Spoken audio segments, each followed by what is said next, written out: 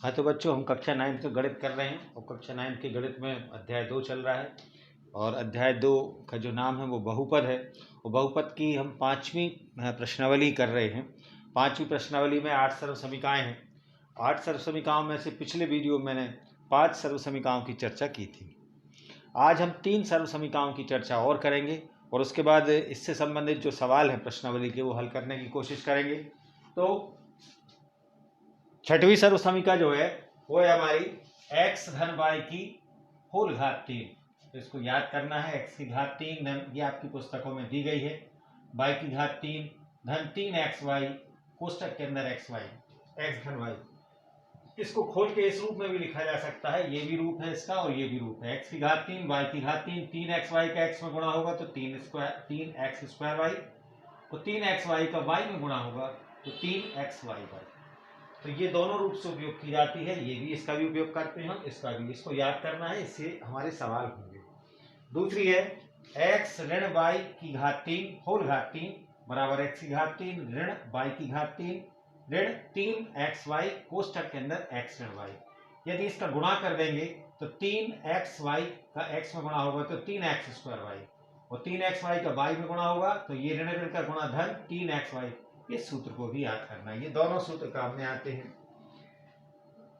फिर इसके बाद है एक और सर्वसमीकरण लास्ट में दी गई है, x की घात 3 y की घात 3 धन z की घात 3 ऋण 3xyz बराबर x धन y धन z x square plus y square plus z square minus xy minus yz minus zx। चलिए तो हम शुरू करते हैं 6ठे सवाल से। 5 सवाल मैंने पिछले वीडियो में पूरे कर दिए थे, 5 सवाल तक। हम 6ठे सवाल से शुरू करते हैं। 6वें सवाल में दिया है, 6वें का पहला 2x + 1 रेज़ टू पावर 3। मतलब हमें अब इस सूत्र का उपयोग करना है, x धन y की घात 3। ठीक है। जब सवाल शुरू करेंगे तो हम यहाँ भी वो सर्वसमीका लिख लेंगे। सर्वसमीका सबसे पहले तो हम लिखेंगे सर्वसमीका कौन सा इस्तेमाल कर रहे हैं। तो सर्वसमीका हमारे पास कौन सी इस्तेमाल, अभी ये सवाल बाद में करेंगे।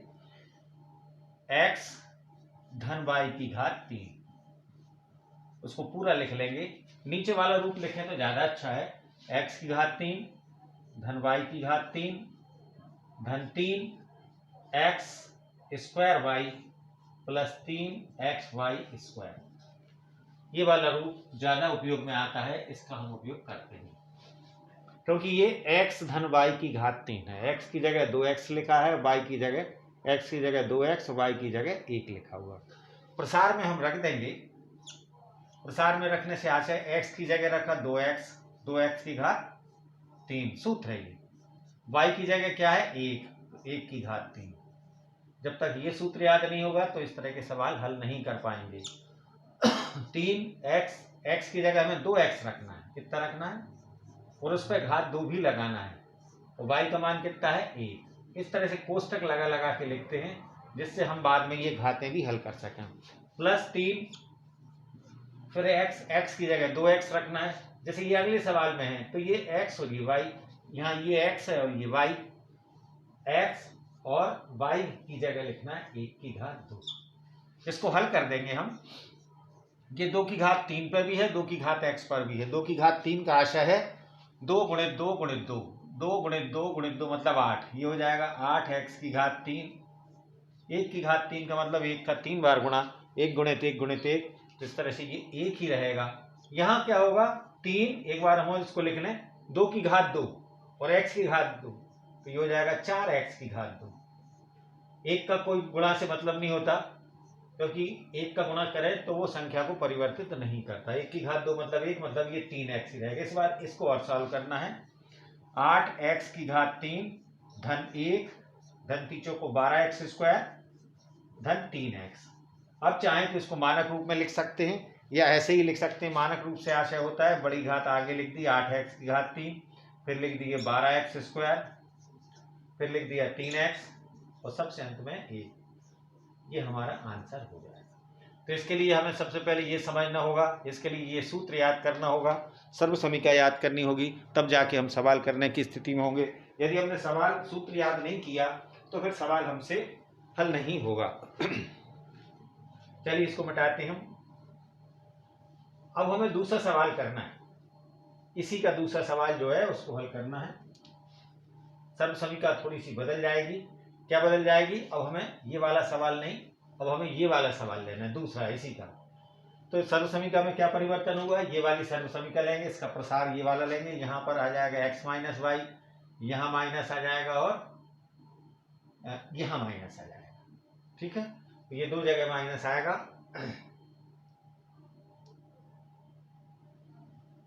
x माइनस वाई, x की घात 3 माइनस वाई की घात 3 minus 3x square y plus 3x।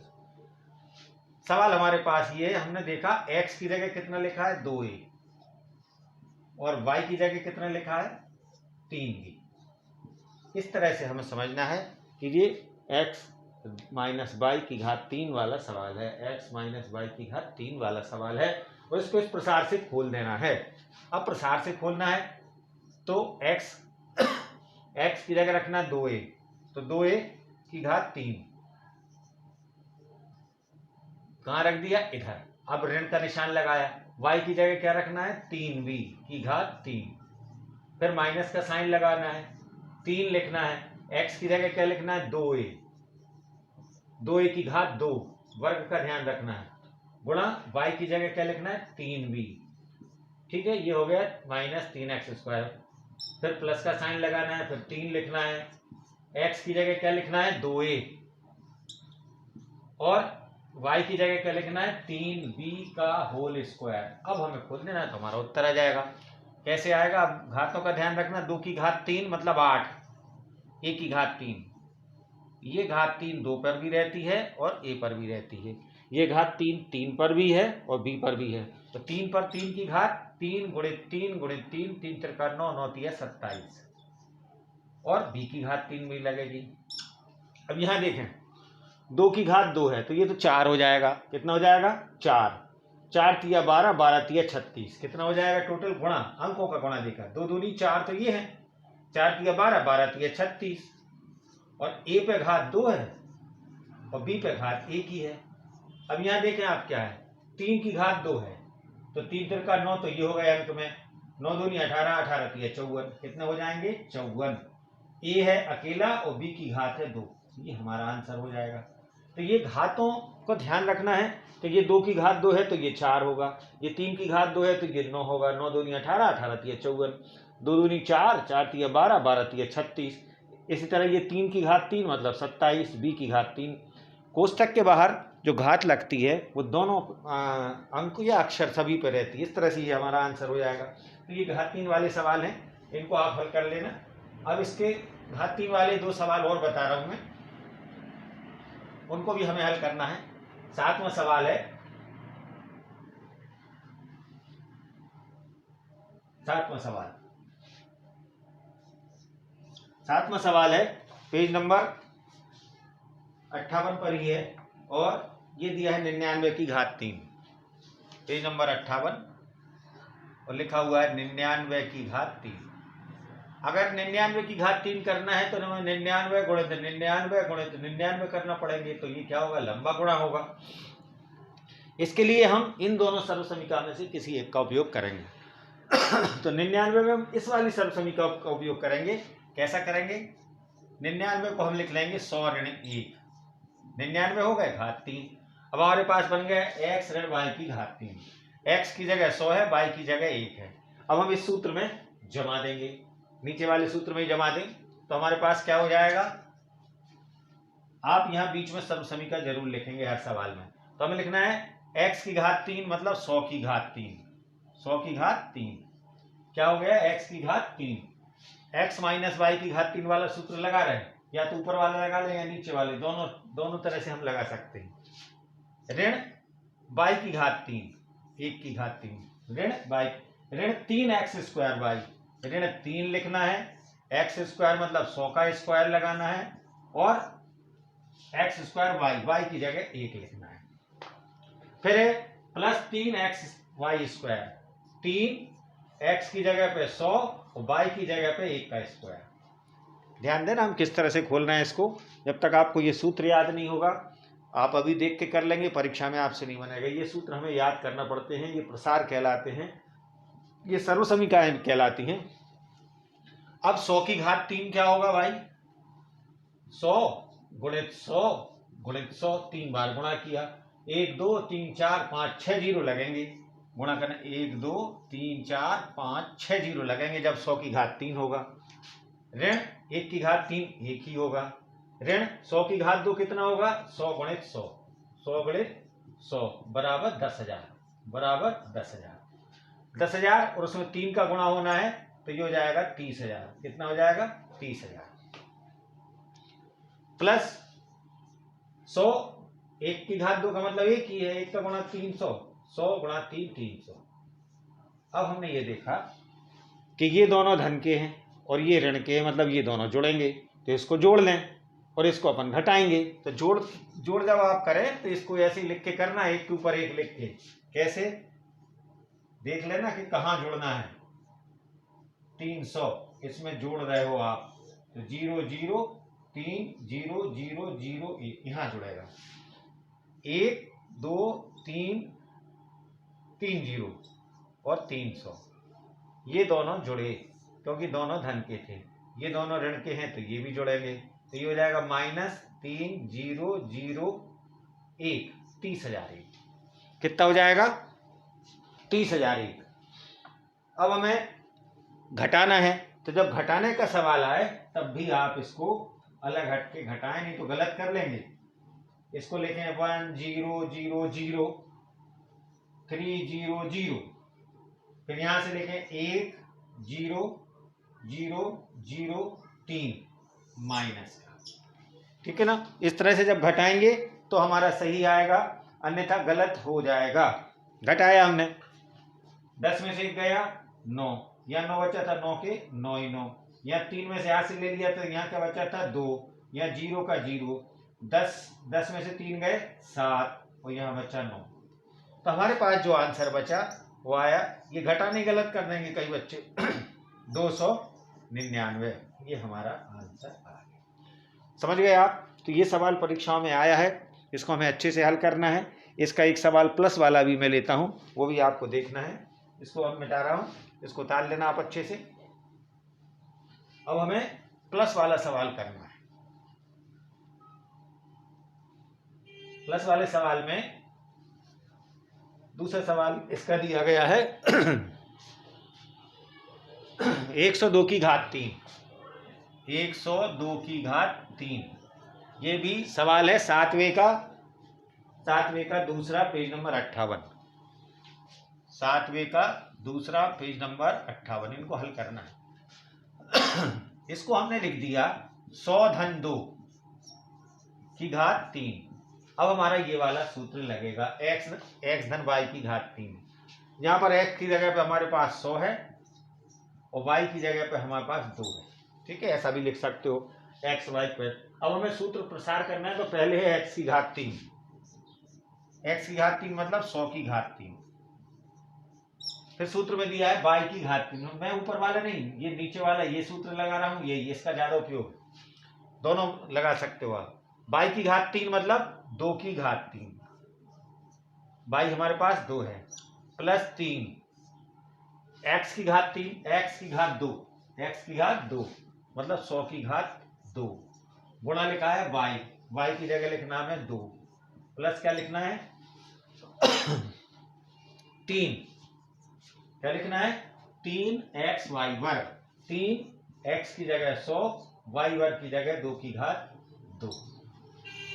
अब इसको हमने खोला पिछले सवाल जैसे ही, 3 घात है तो 2 0 2 0 2 0, 3 बार गुणा, 2 की घात 3 मतलब 8, यह हो जाएगा 100 की घात 2, 100 की घात 2 मतलब कितना हुआ 100 गुणा 100, अभी हमने किया था। 100 की घात 2 मतलब होता है 10,000, 10,000 गुणित 2 3 6, 60,000। कितना हो गया ये 60,000। ध्यान रखना, अच्छे से गुणा करना। 100 की घात 2 मतलब 10,000 और 2 3 6, 6 का गुणा होगा तो 60,000। यहाँ क्या होगा भाई, 2 दूनी 4, 2 दूनी 4 3 12, 12 गुणित 100 मतलब 1200। अब हमारे पास सब जोड़ ही जोड़ है। अब हमारे पास क्या है, सब हमें जोड़ना है और ध्यान से जोड़ना है, क्योंकि ये प्लस वाला सवाल है। अब इसको ध्यान रखना, आप अब लिखें कैसे, इसको जोड़े कैसे। तो आप जब जोड़े तो इसको पहले लिख लेंगे ना, एक के आगे हमें 6 जीरो लगाना है, एक के आगे 1 2 4 5 6 जीरो लगाना है, फिर 8 भी जोड़ना है। फिर एक काम करो, बड़ी संख्या लिख लो, 60,000 जोड़ना है, 1 2 3 4 और 6, जीरो के नीचे जीरो लिखना जिसमें गलती ना हो। फिर 1200 जोड़ना है, 0 0 2 1, फिर हमें जोड़ना है 8। इस बार सब जोड़ना है, जोड़ के सवाल है, ये भी प्लस है, ये भी प्लस है और ये भी। अब इसको उठा के हम जोड़ देंगे तो ये आए 8 के 8 ही 8, 0 का 0 0, 2 का 2 ही 2, 1 का 1 ही 1, 6 का 6 ही 6, 0 का 0। इस तरह से हमारा उत्तर हो गया 1061208। ये हमारा आंसर है। तो ये सवाल उतने आसान भी नहीं है, साधारण जो कमजोर बच्चे होते हैं उनसे जोड़ नहीं बनेगा या मान रखते नहीं बनेगा। तो ये प्रश्नावली 9th क्लास की कठिन प्रश्नावलियों में है। बहुत ज़्यादा कठिनाई होती बच्चों को इन सवालों को हल करने में। तो ध्यान रखें कि हमें कैसे करना है, कैसे इनका प्रसार करना है, कैसे इनका उपयोग करना है। ये 2 सर्व समीकरणें हैं, इनका हमें उपयोग करना है। एक है x धन y की घात होल घात 3, x माइनस वाई होल घात 3। होल का मतलब होता है कोष्टक के बाहर घात लगाना। चलिए इसके बाद हम देखते हैं 8वां सवाल। 8वां सवाल है, 8वां सवाल पेज नंबर 58 पर 8वें का पहला सवाल लिया। अब हमें गुणनखंड निकालना है। 8 a की घात 3 धन b की घात 3 धन 12 a square b plus 6ab square.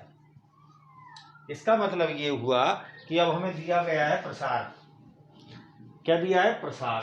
प्रसार से वापस इस तरह का बनाना है तो गुणनखंड बनेगा। अब हमें इसकी तुलना, ये जो हमें मिला है इसकी तुलना इससे करना होगी। अब चूंकि सब में धन धन है तो हम देखेंगे ये धन वाला प्रसार है, अगर बीच में ऋण होता है तो हमें ऋण वाला। इसका मतलब हम इस निष्कर्ष पर पहुंच गए कि x धन y की घात 3 का प्रसार है। x धन y की घात 3 का नहीं है क्योंकि इसमें कहीं माइनस नहीं है। माइनस होता तो माइनस वाला प्रसार बनता, प्लस प्लस है तो प्लस वाला। अब हमें x की घात 3 के रूप में लिखना पड़ेगा, तो इसको हमने लिख लिया, इसको लिख दिया 2a की घात 3, तो ये 8 हो जाएगा, रूप बदल गया। इससे हम ये पता चल गया कि हमारे पास x क्या होगा। b तो अकेला ही है तो b की घात 3 जो का तो लिखा, प्लस सूत्र में आता है 3 तो हमने सर 3 पहले लिख ही लिया। a हमारे पास है 2a और 2a की घात लगाना है 2, और b कितना लिखना है b। अब देखो यही बना के नहीं, 2 दूनी 4, 4 तिया 12, 12 a स्क्वायर भी, ये की स्टेप बन गई। थोड़ा सा इसमें प्रैक्टिस का विषय होता है। फिर हमें लिखना है 3xy स्क्वायर, तो 3 तो लिखा ही, x की जगह लिखा हमने 2a और b की जगह लिखा b स्क्वायर। अब देखो 3 दूनी 6b स्क्वायर हो गया कि नहीं, ये हो गया था 2 दूनी 4 तिया 12। इस तरह से हम इस निष्कर्ष पर पहुंचे कि ये 2a धन b का प्रसार है घात 3 वाला। इसका प्रसार करोगे तो हमें यही मिलेगा। 2a धन b की घात 3 का जब हम प्रसार इस सूत्र से करेंगे तो ये मिलेगा। अब हम क्या कर रहे हैं, सूत्र से प्रसार से गुणनखंड पे वापस आ रहे हैं, तो इसका मतलब गुणनखंड हो गए। इस गुणनखंड से आशय होता है इसको हम 3 बार लिख दें, 2a plus b, 2a plus b और 2a प्लस b। ये गुणा के रूप में जुड़ गए, यही हमारा आंसर हो जाएगा। तो ये हमें देखना है 8वें सवाल का। और आगे देखते हैं, इसमें से जितने आपसे बन जाएं अभी आप करें, फिर कक्षाएं लगेंगी उसके बाद देखेंगे। थोड़ा बहुत इसको सीखें, सर्व समीकरण याद करें और करने की कोशिश करें। पूरे सवाल संभव नहीं है, नहीं बन पाएंगे आपसे। इसी का हमने देखा 8वें का तीसरा सवाल। 8वें का तीसरा सवाल लिखा है 27 माइनस 125 a की घात 3 माइनस 135 a प्लस 225 a वर्ग। अब हमने देखा इसमें कहीं माइनस साइन आ गया। 8वें सर्व समीकरण में हम पहुंचेंगे निष्कर्ष पे कि ये वाला प्रसार है। कौन सा वाला? ये वाला। ये वाला प्रसार बन रहा है, अर्थात अब हमें जो सूत्र बनेगा x माइनस वाई की घात 3 वाला बनेगा। तो x माइनस 3 बनाने की कोशिश करते हैं हम। इसको लिख दिया 3 की घात 3 27 होता है, 3 गुणा 3 गुणा 3, 3 तिरका 9 होती है 27, 3 की घात 3। 125 भी घात 5 की घात 3 होता है और a की घात 3। अब इसको खोल लेंगे तो 5 की घात 3 125 हो जाएगी, जो कहते बन गया। इससे हमें ये पता चल जाता है कि हमारे पास x क्या है और y क्या है। x की जगह 3 है और y की जगह 5 है। माइनस 135 को अब हम इस स्टेप पे आ गए, 3 लिखा पहले, एक्स स्क्वायर लिखना है तो हम 3 का स्क्वायर लिख देंगे, और क्या लिखना है y, y मतलब 5 ही लिख देंगे। अब करके देखो गुणा के 135 आ रहा है कि नहीं आ रहा। 3 तिरका 9, 9 पन्ना 45, 45 3 135, मतलब सही है हमारा। प्लस का निशान, फिर हमें ये बनाना है 3 लिखा, x है तो x की जगह हमें 3 लिखना है, और फिर क्या लिखना है वाई स्क्वायर मतलब 5 का स्क्वायर, 5 का होल स्क्वायर। 3 तिरका 9 और ये हो जाएगा कितना 55 25, तो 25 नंबर 225 हमारा प्रसार बन गया। इस तरह से हम निष्कर्ष पर पहुंचे कि ये 3 माइनस 5 a की घात 3 का प्रसार है, x माइनस वाई की घात 3। इसको गुणनखंड के रूप में लिख देंगे 3 माइनस 5a, 3 माइनस 5a गुणे 3 माइनस 5। इस प्रश्नावली से आपसे जितने सवाल बनते हैं बहुत बड़ी बात है, इसको हल कर ले आप। थोड़े से कठिन है, इसमें सारी चीज़ें आती हैं, घाते भी हैं, जोड़ भी है, घटाना भी है, गुणा भी है, सब चीज़ें। तो 8 में भी अगर आपसे अभी 2 सवाल ये बनते हैं, और भी अगर बन जाते हैं तो कर लें, नहीं अभी जितने बन रहे हैं आप उतने सवाल इनके हल करें। अब मैं नवा सवाल लेता हूँ, एक एक दो दो सवाल हर उसके बता देता हूँ। नवे सवाल में दिया गया है,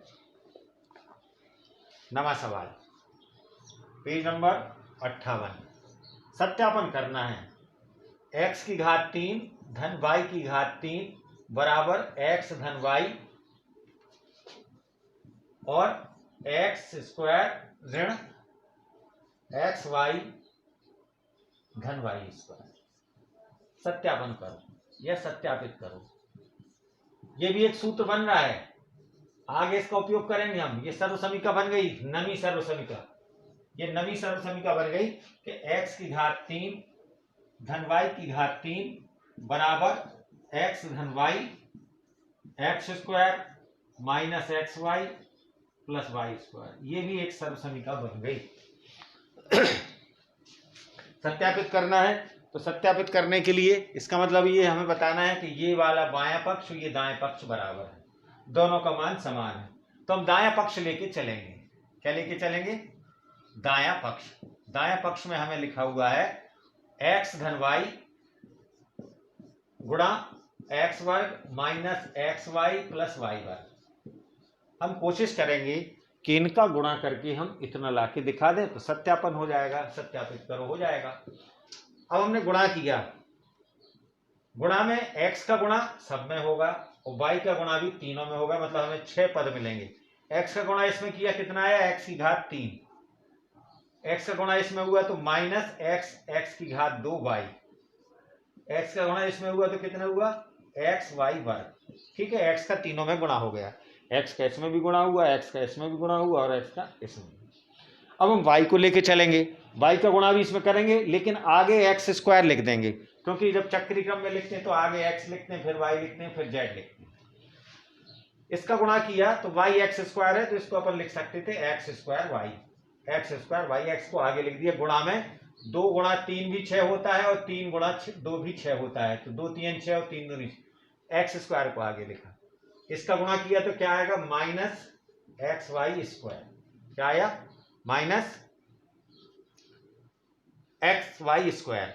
और इसका गुणा हुआ तो कितना हुआ? प्लस वाई की घात 3, वाई की घात 3। अब देखो minus x square y plus x square y, plus का एक्स वाई स्क्वायर माइनस, सब कट गए। हमारे पास बचा क्या? एक तो एक्स की घात 3 बचा और एक धन वाई की घात 3 बचा। ये बराबर काय के आ गया? दाएं पक्ष लेके चले थे, बाएं पक्ष के बराबर हो गया। इस तरह से हो जाता है सत्यापित, और इसको हम लिख देते हैं प्रूव्ड। हमने सिद्ध कर दिया, PROVED। ठीक है, बहुत सरल सवाल है, साधारण गुणा है, इसको करके देखना। ये सर्व समीका हो जाएगी, आगे से इसका यूज करेंगे। अभी 10वीं सर्व समीका और बनने वाली है, वो भी हमें सत्यापित करना है, उसमें भी सत्यापन ही करना है। ये 9वें का पहला सवाल था। अब 9वें का दूसरा सवाल भी मैं बता देता हूं। 9वें का दूसरा सवाल, पेज नंबर 58, उसमें भी सत्यापन करना है। x की घात 3 माइनस वाई की घात 3 x minus y x square plus x y plus y square, ये भी हमें सत्यापित करके दिखाना है। तो ये भी एक सर्व समीका बन गई। कौन सी? x की घात 3 माइनस वाई की घात 3, इसको भी याद करना है। ये भी एक सूत्र है, x square plus x y plus y square. तो ये कुल मिला के 10 सूत्र हो गए। चलिए दाएं पक्ष ले लिया। दाएं पक्ष में हमने लिया x माइनस वाई का गुणा हमें करना है x square plus x y plus y square. वही गुणा, x का गुणा इसमें तो x की घात 3, x का गुणा इसमें तो कितना होगा एक्स स्क्वायर वाई, x का गुणा इसमें हुआ तो कितना हुआ एक्स वाई स्क्वायर।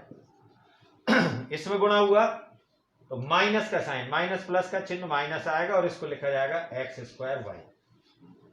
इसका गुणा इसमें होगा तो माइनस एक्स वाई स्क्वायर, और y का गुणा इसमें होगा तो ये प्लस है, ये माइनस, इसलिए साइन आएगा माइनस वाई की घात 3। ये इससे कैंसिल हो जाएगा, ये इससे कैंसिल हो जाएगा, तो हमारे पास बचेगा x की घात 3 माइनस वाई की घात 3 बराबर हमारा बायां पक्ष आ गया, और हमने सत्यापित कर दिया। तो इस तरह से ये हो गया प्रूव्ड। इस तरह से ये सवाल है, कठिन सवाल नहीं है, प्रैक्टिस पे डिपेंड करते हैं, करते रहें आप इनको। तो इस तरह से ये सर्व समीकाएं हैं, इनका उपयोग जब ही हम कर पाएंगे जब हमें वो सर्व समीकाएं याद हो जाएं। अगर सर्व समीकाएं याद नहीं हुई तो हमें सवाल करना मुश्किल है। केवल हम देख देख के सर्व समीकाएं हल करते जाएं तो संभव नहीं है कि हमसे सवाल बने। फिर मैंने और लिया, आगे एक सवाल और लिया, 11वां सवाल 58 पेज पे। 27 x की घात 3 प्लस y की घात 3 प्लस z की घात 3 माइनस 9 x y z के रहे गुणनखंड करो। क्या करना है? गुणनखंड, गुणनखंड करो। गुणनखंड करो मतलब हमने देखा अब ये सर्व समीका कौन सी रही? सर्व समीका हमारी अब ये 8वीं सर्व समीका दिख रही है हमें। ऐसा कुछ दिख रहा है, x की घात 3 y की घात 3 ऋण 3x y z। मगर साहब x की घात 3 की जगह तो यहाँ 27 लिखा है, तो इसको बदल लो। 27 को हमने लिख दिया 3x की घात 3, क्या लिख दिया इसको? प्लस y की घात 3 प्लस z की घात 3, इसको हमने लिख दिया 3, 9 को लिख दिया 3x, 9 को क्या लिख दिया 3 इंटू 3 9 है, और y इंटू जेड। अब हमारे पास ये सर्व समीका बन गई, x की घात 3 y की घात 3 z की घात 3x y z। इसमें हमें ये दिख रहा है कि x की जगह 3x है, बाकी कोई परिवर्तन नहीं है। तो इसका प्रसार क्या होता है? ये वाला गुणनखंड क्या बनते हैं? x धन y धन z। तो सर्व समीका से, कौन सी? 8वीं सर्व समीका से हमने अब ये लिखा, इसका प्रसार ये होता है। तो x धन y धन z, तो x की जगह लिखना है 3x, धन y की जगह लिखना है y धन z। ये हो गया। अब हमें ये भी लिखना है, ये भी लिखना है, मतलब एक्स स्क्वायर मतलब 3x का होल स्क्वायर, इसको बड़ा कोष्टक लगा दो, 3x स्क्वायर हो गया। प्लस लिखना है वाई स्क्वायर, तो वाई स्क्वायर तो वाई स्क्वायर ही है। फिर हमें लिखना है जेड स्क्वायर, तो प्लस जेड स्क्वायर ही है। ये तो 3 चीज हो गई। अब जहां ना x आएगा वहां परिवर्तन जाए, क्योंकि x की जगह 3x लिखना है, माइनस 3x की जगह पे 3x, x की जगह पे 3x, सॉरी 3 नहीं आएगा इसमें, x 3x गुणित y, फिर माइनस लिखना है वाई जेड, y की जगह तो y है, z की जगह पे z है, तो y z, और minus Z x minus z, और x की जगह लिखना है 3x। बस हमारा प्रसार हो गया। इसको हमने खोला, ये तो कोई परिवर्तन रहेगा नहीं, 3x धन y धन z, ये तो ये रहा। और फिर हमारे पास क्या हो गया, 3 तिरका 9x स्क्वायर, कितना हो गया 9x square plus y square plus z square minus 3xy minus yz और माइनस 3zx। इस तरह से ये हमारा आंसर हो जाएगा। तो इस तरह से ये प्रसार है, इसको भी आप कर लेना। इस तरह से ये मैंने बताया आपको 11वां सवाल। ये सर्व समीकरण भी याद रखना है, और बहुत कम बच्चे इस प्रश्नावली को हल करते हैं, और इसी में से आता है। कम से कम 2 सवाल आते हैं, एक 5 नंबर वाला, एक 4 नंबर वाला इस प्रश्नावली से आते हैं। तो अगर आप अभी ये 11 सवाल कर लेते हैं तो बहुत, आपको एक और रह गया, 10वां तो रह ही गया। 10वां सवाल है 27 y की घात 3 धन, ये 10वें का पहला है, 125 z की घात 3 कि गुणनखंड करना है। क्या करना है, गुणनखंड करना है। अब देखो ये वाला सूत्र जो नवा सूत्र है ये उपयोग आएगा, x की घात 3 और y की घात 3। इसको हमने जमा लिया, इसको लिखा हमने 27 को लिखा 3y की घात 3, अब ये 27 हो जाएगा। इसको लिखा 5z की घात 3, हमारे पास सूत्र बन गया x की घात 3 y की घात 3। क्या बन गई सर्व समीका, x की घात 3 धन y की घात 3। इसका मान क्या होता है, x धन y x square minus x y plus y square. ये तो हमारा सूत्र है, सर्व समीका है जो हमने कहा था, ये अब अपने सर्व समीका बन जाएगी। हर सवाल में सर्व समीका लिखना पड़ेगी। अब x की जगह लिखा है 3y, y की जगह लिखा है 5z, तो इसमें जमाओ x y, x धन y, x धन y का मतलब क्या होगा 3y धन 5z, 3y धन 5z। ये हमने ये जमा दिया। इसका प्रसार ये है, ये गुणनखंड है, इसलिए अपन ने x की जगह चुना 3y और y की जगह चुना 5z। x स्क्वायर का मतलब क्या होगा, ये बड़ा कोष्टक, x स्क्वायर का मतलब है 3y का स्क्वायर, माइनस x की जगह क्या लिखना पड़ेगा आपको 3y, और y की जगह क्या लिखना पड़ेगा 5z, और प्लस y स्क्वायर की जगह क्या लिखना पड़ेगा 5z का होल स्क्वायर। अब इसको खोल दो तो हमारा आंसर बन जाएगा 3y धन 5z, और इधर हो जाएगा 9y स्क्वायर, ये कितना हो जाएगा 9y स्क्वायर, 3 5 15 yz, ये हो जाएगा 55 25 z स्क्वायर। ये हमारा आंसर होगा, ये गुणनखंड होगा, ये गुणा के रूप में एक दूसरे से जुड़ गए, तो इस तरह से आंसर हो जाएगा। ये तभी होगा तब आपको ये सर्व समीका भी याद हो जाए। जब तक याद नहीं करेंगे आप तो ये सवाल करना संभव नहीं है। सारी सर्व समीकाएं याद करना बहुत ही कठिन बात है, और जो बच्चे याद कर लेते हैं वही होशियार हैं, और उनसे ही ये सारे सवाल बनते हैं। तो इस तरह से एक सवाल और है इसका, वो और बता देता हूं। नमे का दूसरा ये दिया गया है 64 m की घात 3 माइनस 343 n की घात 3। ये हमने देखा, ये भी हमें गुणनखंड करना है। गुणनखंड करना है मतलब अब हम इस सूत्र का उपयोग करेंगे। इसको हम लिख सकते हैं, 64 को लिख सकते थे 4m की घात 3, क्योंकि 4 की घात 3 64 हो जाएगा। इसको लिख सकते थे 7m की घात 3, a की घात 3 x की घात 3 माइनस y की घात 3।